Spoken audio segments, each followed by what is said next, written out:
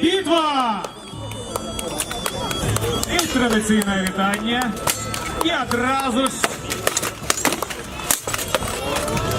одразу ж поспробував Аміель перейти в атаку. Але не зовсім завжди добру його з оборони. Пропускає час від часу. Може бути і не моцні удари, але досить прямі такі проходять.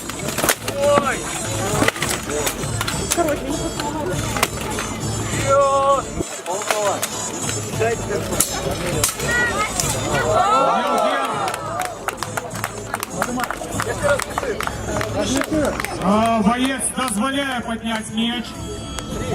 Можно меч поднять, але нагадываю, 3 балла заличивается бойцу за то, что он сгубил свою зброю. И аплодисменты ваши учинку бойца, який не захотел скористаться легкой перемогой и дозволил поднять своему сопернику меч. Потримаем. Ось такі учинки заслуговують ваших криків, топотів і пляску у лапки. Зараз невеличкі технічні замінки.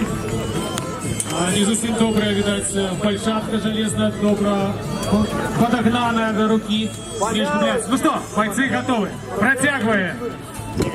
Битва!